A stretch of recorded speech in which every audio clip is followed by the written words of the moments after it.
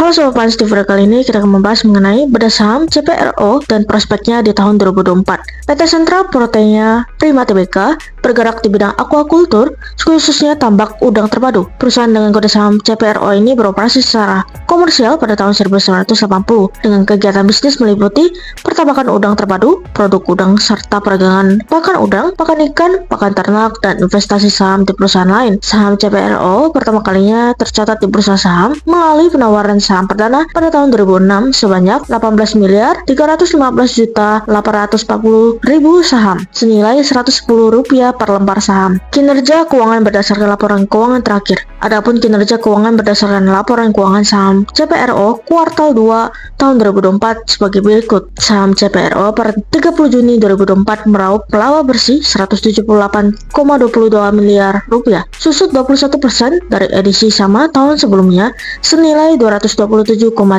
miliar rupiah, sedangkan laba kotor terkumpul 847,45 miliar rupiah, melejit 4% dari fase sama tahun lalu 814,53 miliar rupiah. Beban penjualan 216,80 miliar rupiah, bengkak dari 202,82 miliar rupiah. Beban umum dan administrasi 251 miliar rupiah, bengkak dari 224,78 miliar rupiah.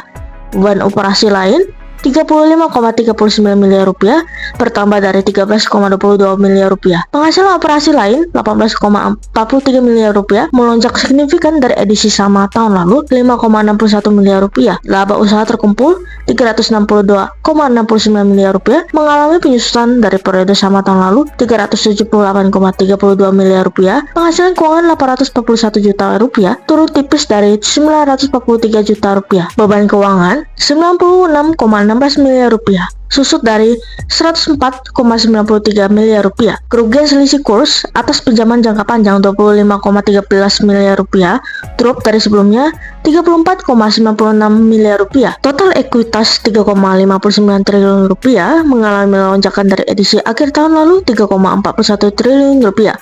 Akumulasi rugi 3,15 triliun rupiah, mencuat dari 3,33 triliun rupiah. Total liabilitas 3,37 triliun rupiah, susut tipis dari akhir tahun lalu 3,43 triliun rupiah.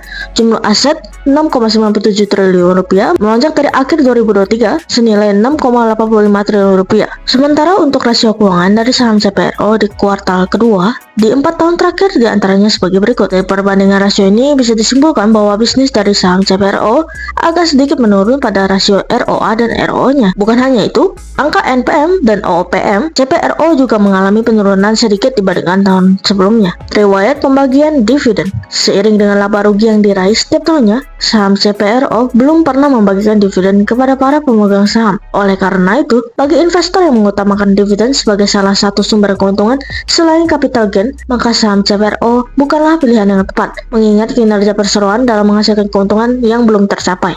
Nah, itu dia Sobat Pans pembahasan mengenai beda saham CPRO. Jika Sobat Pans ada pertanyaan, silahkan komen di bawah. Well done, investasi bersama Pans Sekuritas Pontianak.